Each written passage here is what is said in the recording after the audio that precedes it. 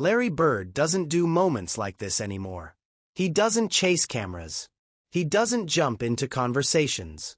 And he definitely doesn't step into live interviews uninvited. 4 years now, he's been a ghost in modern basketball. Watching quietly, speaking rarely, choosing silence over noise. So when he suddenly appeared courtside that night, people didn't know what to think. At first, most fans didn't even notice him. The focus was where it always was, on Caitlin Clark. Another packed arena. Another performance under a microscope. Another night where every shot, every reaction, every breath she took was being judged in real time. She had just finished one of her toughest games of the season. Not her flashiest. Not her easiest. But one of those games that tells you who someone really is. Late buckets. Calm decisions. Pressure everywhere. The kind of night where stars either disappear or show exactly why they're different. The post-game interview was already rolling. Routine questions. Safe answers. Nothing controversial. Nothing dramatic. Until the noise changed. Not cheers. Not boos. Something heavier. The kind of reaction that only happens when people realize they're witnessing something unexpected. Something that wasn't planned. Caitlin was still answering a question when the interviewer stopped mid-sentence. The camera hesitated. Fans stood up one by one. And that's when she turned around. Larry Bird was walking straight toward her. No smile. No wave. Just that familiar expression. Calm, focused, almost uncomfortable with the attention. The same look he used to wear before crushing entire arenas without saying a word. For a split second, Caitlin didn't move. Not because she was afraid, but because moments like that don't feel real when they're happening. Legends aren't supposed to step into your story. They're supposed to stay in history. But Larry didn't stop. He reached out, took the microphone from her hand, and looked directly into the camera. No build-up. No warning. No safe language. And with one sentence, he shifted the entire conversation around Caitlin Clark. Not just for that night, but for everything that followed. Long before Larry Bird stepped into the frame, Caitlin Clark was already carrying something most rookies never face: resentment. Not from fans in the stands. Not from kids wearing her jersey. But from corners of the basketball world that felt threatened by how fast everything was changing around her. From the moment she entered the league, the attention was overwhelming. Ratings jumped. Ticket prices spiked. Arenas sold out weeks in advance. Cameras followed her everywhere. And with that attention came a quiet, uncomfortable question people didn't want to say out loud. Why her? Caitlin didn't ask to become the face of the league, but the league needed one. And suddenly, a rookie was being treated like a centerpiece. That alone was enough to make some people uneasy. Every mistake she made was magnified. Missed shots turned into viral clips. Normal rookie struggles became proof she was overhyped. Hard fouls were brushed off as welcome to the league. And when she responded with confidence instead of apology, the tone shifted even more. Too cocky. Too loud. Too much attention.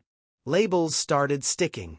Not because they were true, but because they were convenient. What made it worse was the money. Caitlin wasn't just changing the game on the court. She was changing it off the court too. Sponsorships followed her everywhere. Headlines talked about her earning more in endorsements than entire teams made in a season. Suddenly, success wasn't just about basketball anymore. It was about value. And value makes people uncomfortable. Some players felt overlooked. Some voices in the media started framing her success as a problem instead of a win. Instead of asking how the league could grow with her, the conversation turned into whether she deserved the spotlight at all. That tension showed up on the court. Harder fouls. Extra contact. Little moments that didn't make the box score but made a statement. Caitlin felt it. Everyone did. But she never responded the way critics expected. No complaining. No dramatic reactions. Just basketball. Still, the narrative kept building. She was called overrated by people who hadn't watched her play. Accused of being protected while taking hits every night. Praised for drawing attention, then criticized for receiving it. It wasn't about her game anymore. It was about what she represented. And that's what made Larry Bird's timing so powerful, because he didn't step in during her rise. He stepped in when the noise was at its loudest. And that's where the story took a turn no one saw coming. Larry Bird has never been loud. Even at his peak, he didn't dominate rooms with speeches or headlines. He let his game do the talking, and when he did speak, people leaned in, because it almost never happened. That's why his absence from modern basketball conversations has been so noticeable. For years, as debates raged about today's players, changing rules, media bias, and league politics, Larry stayed quiet. No hot takes. No interviews chasing relevance. No jumping into viral moments. He watched from a distance, the way legends often do when they don't feel the need to prove anything anymore. So when Caitlin Clark's name started dominating headlines, people didn't expect Larry Bird to be part of that conversation at all. But behind the scenes, he was watching. Larry understands something most people don't: what it feels like when greatness makes others uncomfortable. He lived through it. The stares. The boos. The whispers that confidence meant arrogance. The way crowds turned hostile not because you were bad, but because you were too good. He also understands Indiana basketball better than anyone alive. This wasn't just about Caitlin being a talented rookie. It was about what she represented to a state that lives and breathes the game. A player who didn't shrink under pressure. Who didn't soften herself to make others feel better. Who showed up every night knowing she'd be targeted, and played the same way anyway. Larry noticed that. He noticed how criticism followed her even on good nights. How physical play against her was excused. How narratives shifted depending on who was talking. And most of all, he noticed something familiar: the way people questioned her confidence instead of questioning why it bothered them. That's what pushed him out of silence. Not stats. Not highlights. Not hype. Disrespect. When Larry Bird finally decided to speak, it wasn't to join a debate. It was to end one. And he chose the moment carefully. Not during a press conference, not through a statement, but face-to-face, in real time, when there was no script and nowhere to hide.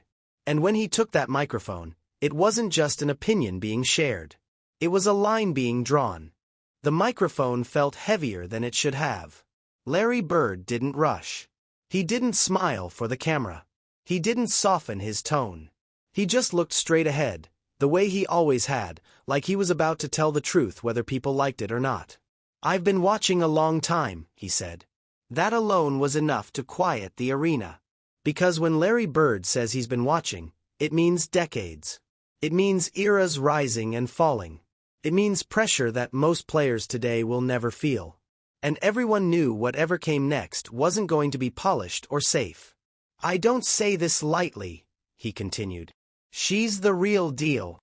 Simple. Direct. No exaggeration. No hype language. Just certainty." But then his tone shifted. "And I'm not going to stay quiet while people try to tear her down." That was the line. Not the praise. Not the comparison. The refusal to stay quiet. Because that sentence wasn't about Caitlin's shooting or her stats. It was about the way she'd been treated. The criticism that followed her everywhere. The idea that she needed to be humbled simply for standing out. Larry wasn't asking anyone to like her. He was demanding respect. He talked about toughness. Not the kind measured by fouls or trash talk, but the kind that shows up every night when the spotlight never turns off. He talked about pressure. About how easy it is to criticize from the outside when you've never carried expectations that heavy. And then he said something that didn't sound dramatic in the moment, but hit harder the longer people sat with it. "She doesn't need protection," he said. "She deserves respect." That distinction mattered. He wasn't positioning her as a victim. He was positioning her as a competitor. Someone who earned her place and didn't need anyone making excuses for her success. When he handed the microphone back, Caitlin didn't say anything right away. She didn't laugh it off. She didn't pose for the moment. She just stood there, eyes down, trying to breathe. You could see it on her face. The release. The feeling of being understood by someone who knew exactly what this kind of pressure does to you. And for the first time since she entered the league, the noise around her stopped. Not forever. But long enough to matter. What made the moment unforgettable wasn't what Larry Bird said. It was what Caitlin Clark didn't say. In a league built on confidence, soundbites, and composure, players are trained to control the moment. Smile. Thank the legend. Say the right thing. Move on. Caitlin had done that her entire life. She knew how to handle interviews. She knew how to redirect attention back to the team. She knew how to stay composed even when she was under fire. But this time, she couldn't.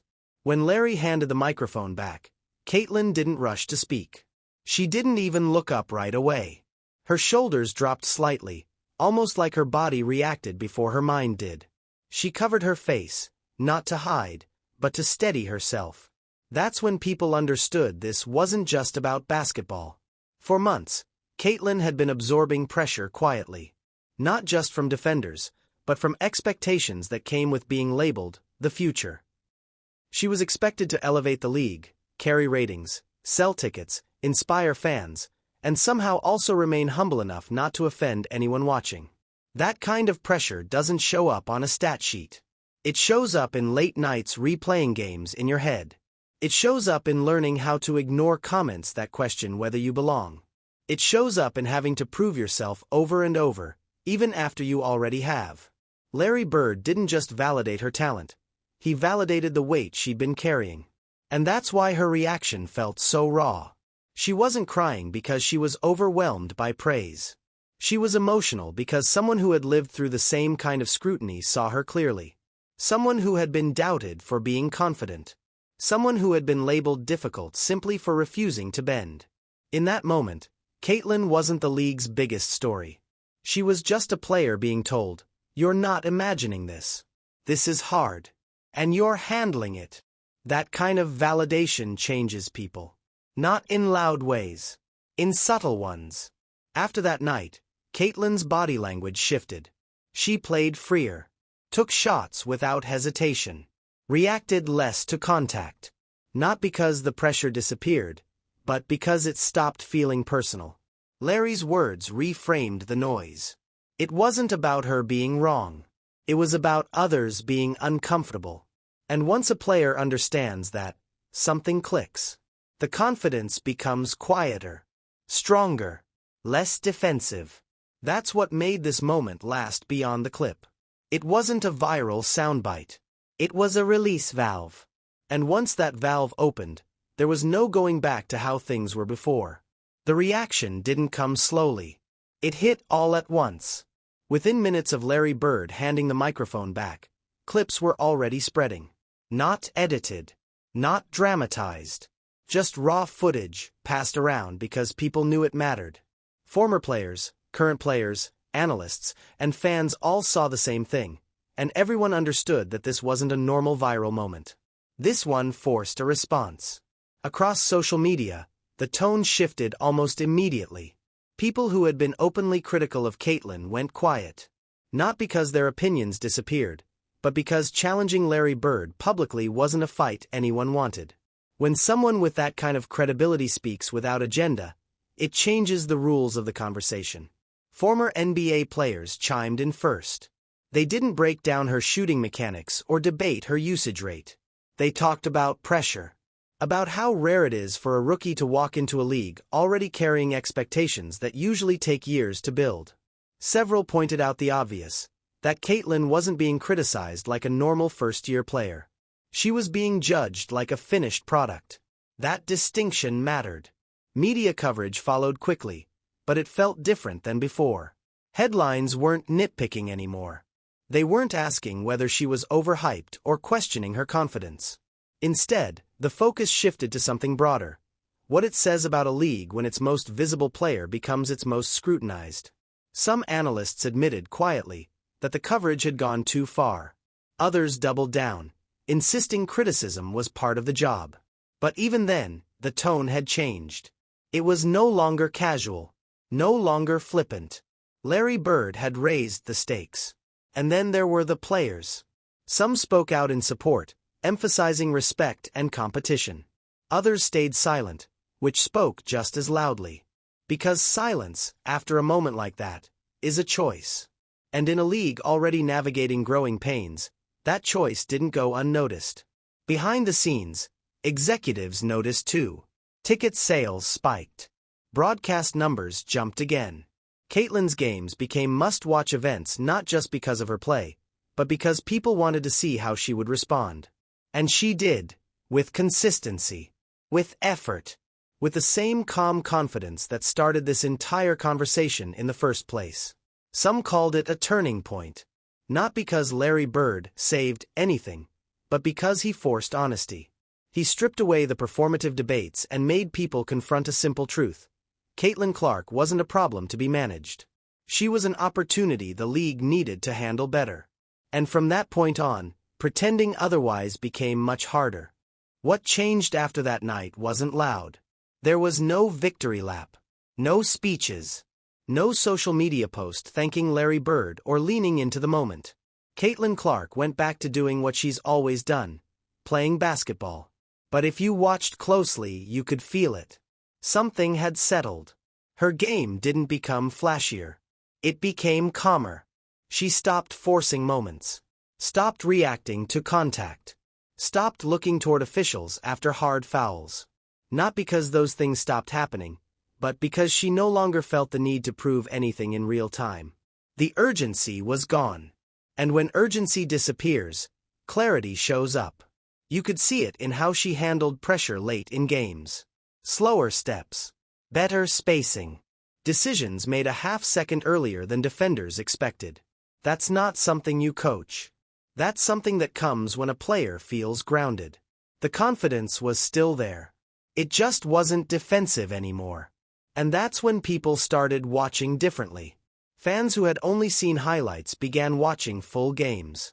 Not to catch mistakes, but to understand her rhythm. Analysts stopped asking if she belonged and started asking how teams should guard her. Even critics softened, not because they agreed with everything around her, but because it became harder to deny what was right in front of them. This is usually the part of a story where momentum fades. But with Caitlin, it didn't. Each game added another layer. Another reminder that she wasn't feeding off hype. She was building consistency. And consistency is what separates moments from careers. It's also the point where casual viewers turn into invested ones. If you've been following this story closely so far, this is one of those moments where it's worth sticking around. Not just for Caitlin's story, but for how these shifts quietly reshape the league around her. A lot of these turning points don't look big when they happen, but they end up defining eras. And the league was already moving toward its next phase. Whether it was ready or not. What Larry Bird did that night didn't just affect Caitlin Clark. It exposed something the league has been wrestling with for a long time. The WNBA has always talked about growth. More viewers, more revenue, more respect. But growth isn't comfortable. It forces change. It forces uncomfortable conversations about visibility, money, power, and who gets centered when the spotlight gets brighter. Caitlin arrived right in the middle of that tension. She wasn't just another talented player entering the league. She was a catalyst. Someone who accelerated timelines that were supposed to take years. Suddenly, the league wasn't slowly building momentum. It was sprinting, and not everyone was prepared for the pace. Larry Bird understood that immediately. His comments weren't about one game or one interview. They were about how leagues treat players who move the needle too fast. Because history shows this pattern clearly. When someone changes the economics of a sport, they're rarely embraced at first. They're questioned, resisted, scrutinized harder than everyone else. That's exactly what Caitlin walked into. But once a legend acknowledged it publicly, the dynamic shifted. Not perfectly, not instantly, but enough to matter. Enough that future rookies would be compared to Caitlin not just by numbers, but by pressure. Enough that teams, media members, and fans had to ask themselves a harder question. Are we evaluating players fairly, or are we reacting emotionally to change? This is where Caitlin's long-term impact starts to become clear. She's not just influencing how games are played. She's influencing how stars are handled, how criticism is framed, how attention is distributed. That kind of impact doesn't fade when the headlines move on. And if you've made it this far into the story, you're probably noticing the same thing. this isn't just about one viral moment. It's about watching a league evolve in real time, sometimes awkwardly, sometimes imperfectly, but undeniably moving forward. That's why stories like this are worth paying attention to as they happen, not years later when they're cleaned up and simplified. Years from now, people won't remember the exact score of that game. They won't remember the stat line or how long the interview lasted. What they'll remember is the feeling, the moment when time seemed to pause, and something honest slipped through all the noise. Because moments like this don't happen often anymore. Sports today are filtered, polished, carefully managed. Opinions are softened to avoid backlash. Statements are written by committees. Authentic reactions are rare, and when they do appear, they usually vanish just as fast. This one didn't. Larry Bird didn't step into that moment to chase relevance or protect a legacy. He did it because he recognized something familiar. A player carrying the weight of expectations before the league fully knew what to do with her. He saw the early signs of a story he'd lived himself. And Caitlin Clark didn't become a symbol because she wanted to. She became one because she refused to change who she was to make the transition easier for everyone else. That's why this moment will last. Not because it was loud. Not because it was dramatic, but because it was honest. It was the past recognizing the future in real time, without branding, without performance, without ego. Just respect passed quietly from one competitor to another. Those are the moments that shape eras.